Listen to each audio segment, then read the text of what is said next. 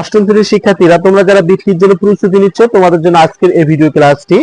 আমরা আজকে চতুর্থ অধ্যায় থেকে গুরুত্বপূর্ণ একটি সৃজনশীল অঙ্ক সমাধান করা শিখব, যে অঙ্কটি তোমাদের বৃত্তি পরীক্ষাতে 100% কমন উপযোগী এবং এরকম প্রশ্ন দেখবা তোমাদের বৃত্তি পরীক্ষায় আসতে পারে।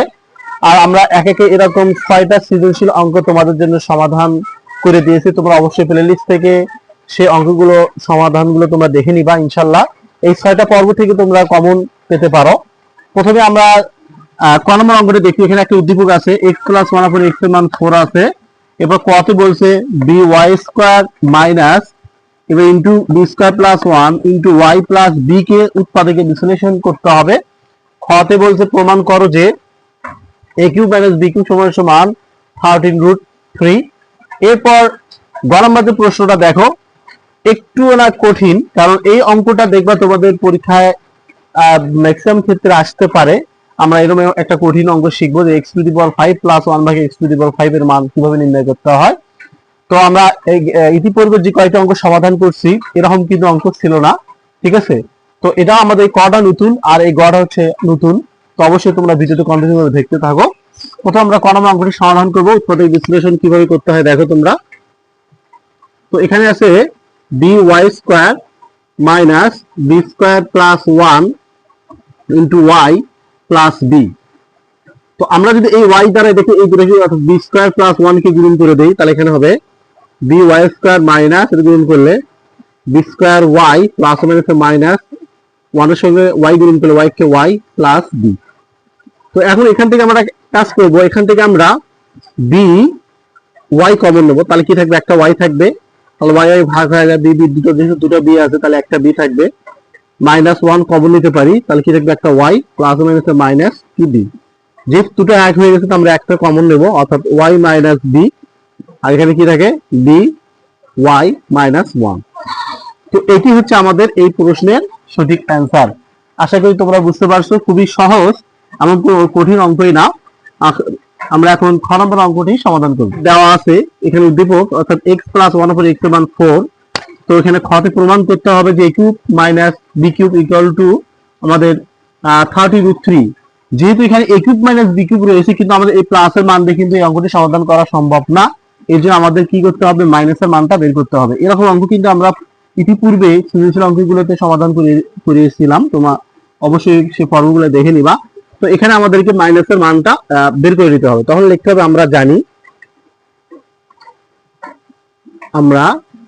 জানি অর্থাৎ x - 1/x এরপর অলস্কার দেবো, যেটা মান বের করতে হবে এরপর অলস্কার দিতে হবে। a - b অলস্কার সূত্র হচ্ছে a + b, যেহেতু প্লাসের মান দেওয়া আছে, অলস্কার এখানে +4 এখানে -4ab। ওকে, 4ab কাটাকাটি করলাম। এখন যদি মানটা বসাই, 4 4² -4 4 4 16 16 থেকে আমরা 4 বিয়োগ করে দেবো, তাহলে কত হবে, 12। তাহলে অতএব x - 1/x এই অলস্কার পাশে রুট করে দেবো 12 কে। আমরা 12 কে ভাঙাবো কিভাবে, অর্থাৎ 3 4 কত, 12।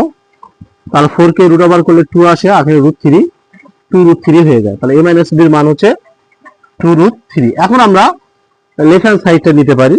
তো লেফট হ্যান্ড সাইডে কি আছে, a³ - b³। তো a³ - b³ সূত্র হচ্ছে a - b whole cube plus 3ab into a - b। এখন যদি তোমরা মানগুলো বসাও তাহলে কিন্তু আমাদের প্রমাণ হয়ে যাবে। তো এখন যদি আমরা a - b এর মানটা বসাই, এখানে 2√3 রয়েছে, কিউব দেব, প্লাস x x ক্যান্সেল থাকলো 3 ইনটু এর মান হচ্ছে 2√3। তো এখন আমরা এটাকে ক্যালকুলেশন করবো এই পাশে, যেটা এটা ঘনমূলক হয়ে আছে। তো এখানে 2 কে 3 বার গুণ করলে 8 ইনটু আবার √3 কে 3 বার গুণ করলে 3√3। এরপর এখানে প্লাস, তো এখানে 3 কত হচ্ছে 6, অর্থাৎ 6√3।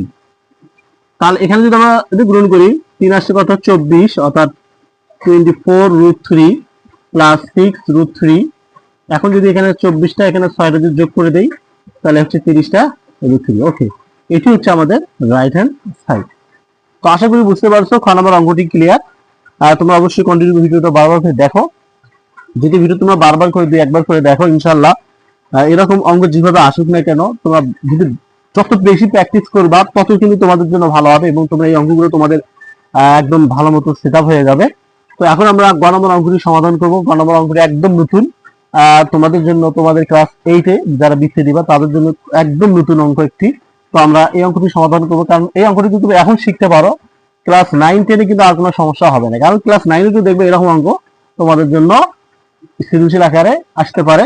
তো এই এখন থেকে তোমরা কি করো, এই অঙ্কগুলো প্র্যাকটিস করতে থাকো, অবশ্যই তোমরা 9-10 এর জন্য খুবই সুবিধা হয়ে যাবে। অর্থাৎ x⁵ প্লাস 1 ভাগ x⁵, তাহলে তোমাকে অর্থাৎ স্কয়ার প্লাস বি স্কয়ার আর A cube plus B cube মানটা বের করে নিতে হবে। তো আমরা first time square plus B square মানটা বের করব, দেওয়া আছে উদ্দীপক দিয়ে। তো স্কয়ার প্লাস বি স্কয়ারের সূত্র তোমরা জানো যে স্কয়ার প্লাস বি স্কয়ার সূত্র হচ্ছে a plus B whole square minus 2ab। আমরা কাটাকাটি করলাম। তো এখন যদি এটা মান বসাই, তোমরা এখানে 4 আছে দেখো, তারপর স্কয়ার মাইনাস 2, তাহলে 4 4 16 মাইনাস 2, তো ইকুয়াল টু এখানে আমরা কত পাইলাম, 14 পাইলাম, অর্থাৎ স্কয়ার প্লাস বি স্কয়ারের মান। এরপর তোমাকে কি করতে হবে, এ কিউব প্লাস বি কিউব মানটা বের করতে হবে। যখন তোমরা দেখবে এরকম যদি অঙ্ক থাকে, অর্থাৎ x⁵ প্লাস 1 বাই x, তাহলে তোমাদের স্কয়ার প্লাস বি স্কয়ার এ কিউব প্লাস বি কিউব মান বের করবা। আর যদি মাইনাস থাকে তাহলে স্কয়ার প্লাস বি স্কয়ার আর এখানে এ কিউব প্লাসের জায়গায় এ কিউব মাইনাস বি কিউব মানটা বের করতে হবে। যেহেতু আমরা A cube minus B cube খতে পাইছি, তাহলে এটা দিয়ে আমাদের কাজটা হয়ে যেত।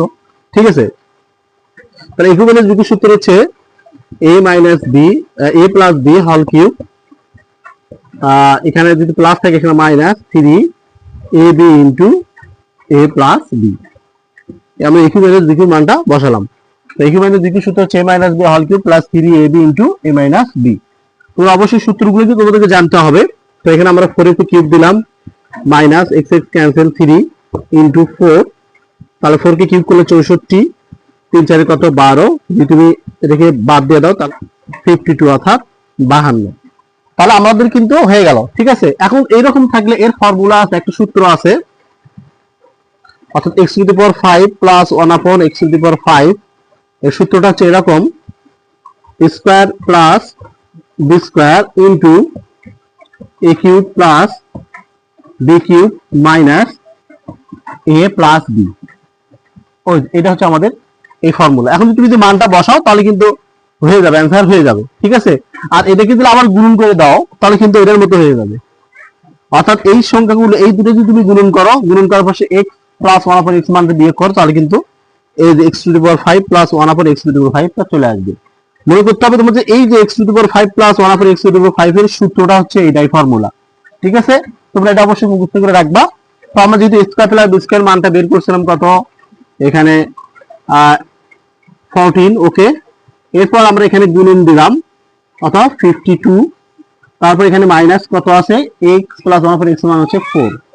তো এখন আমরা 14 আর 52 গুণন করে 4 বিয়োগ করব, আমাদের অ্যান্সার হয়ে যাবে। এখানে 728, এখানে বিয়োগ করব কত, 4, তাহলে যদি আমরা 4 বিয়োগ করি তাহলে আসবে 724। এটি হচ্ছে আমাদের এই গ নাম্বার প্রশ্নের সঠিক অ্যান্সার। তো আশা করি তোমরা বুঝতে পারছো, খুবই সহজ একটি অঙ্ক। জাস্ট তোমাদের খালি নিয়মগুলো একটু জানলে তোমাদের অঙ্কগুলো খুব সহজ হয়ে যাবে। আর এরকম যদি অঙ্ক তোমরা আরো চাও তবে অবশ্যই কমেন্টসে জানিয়ে দিবা। আর তোমাদের কোন অধ্যায়টা সমস্যা সেটা তোমরা জানাবে, ইনশাআল্লাহ আমরা সেই অধ্যায় নিয়ে আলোচনা করব। আর তোমরা অবশ্যই আমার চ্যানেলটাকে সাবস্ক্রাইব করে রাখো, যাতে করে পরবর্তী ভিডিওগুলো তোমরা অনায়াসে পেতে পারো। আর যারা ফেসবুক পেজে বা আইডিতে আমার ভিডিও দেখতেছো, ভিডিওটা অবশ্যই শেয়ার করে সকলের মাঝে পৌঁছে দিবা। তো সকলেই ভালো থাকো, সুস্থ থাকো। আজকে এই পর্যন্ত, আল্লাহ হাফেজ।